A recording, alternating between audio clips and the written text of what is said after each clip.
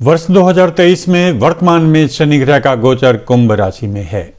शनि ग्रह की साढ़े साती हमेशा 3 राशियों पर चलती रहती है। अब ये साढ़े साती मकर, कुंभ व मीन राशि पर चल रही है।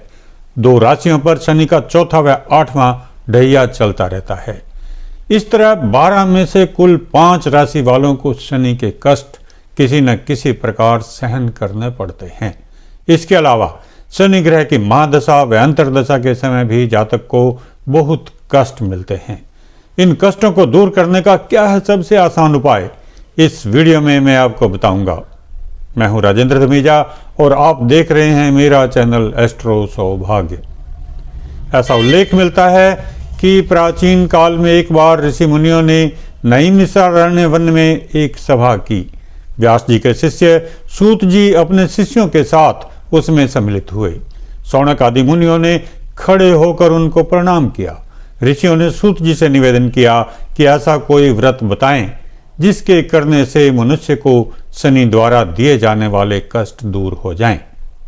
सूत जी ने सब प्राणियों का हित करने के लिए एक उत्तम व्रत बताया और कहा कि इससे भगवान शंकर प्रसन्न होते हैं और शनि द्वारा दिए जाने वाले कष्ट प्राप्त नहीं होते।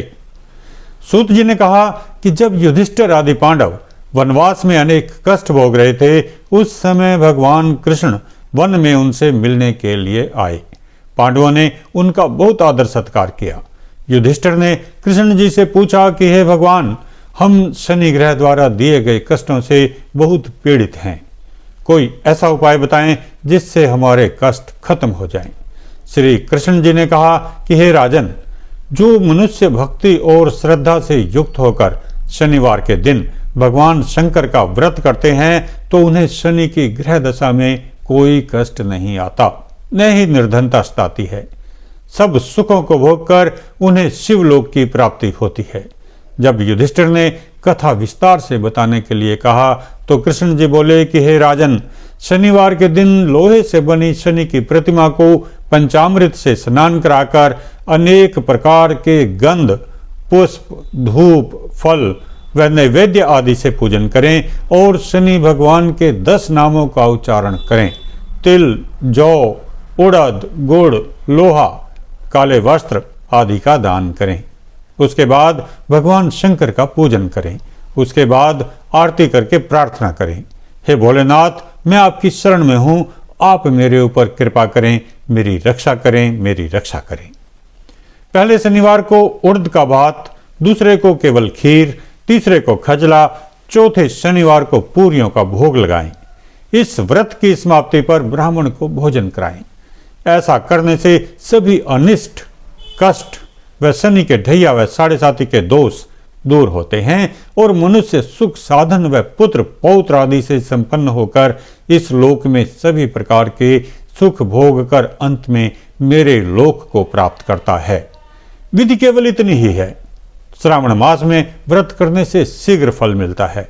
शनिवार को शनि व्रत, पीपल का पूजन तथा भगवान शनि का दर्शन व पूजन कर शनि व्रत कथा को सुनने से सभी कामनाएं पूर्ण होती हैं।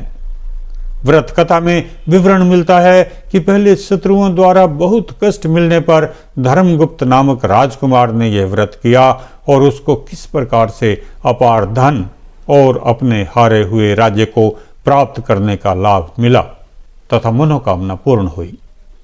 युधिष्ठिर ने शनि व्रत कथा सुनकर श्री कृष्ण भगवान की पूजा की और विधिवत व्रत किया। इसके प्रभाव से महाभारत के युद्ध में विजय प्राप्त करके राज्य पाया तथा बाद में स्वर्ग की प्राप्ति की। कथा के कहने व सुनने वाले दोनों के सभी मनोरथ पूर्ण होते हैं। इस वीडियो में केवल इतना ही।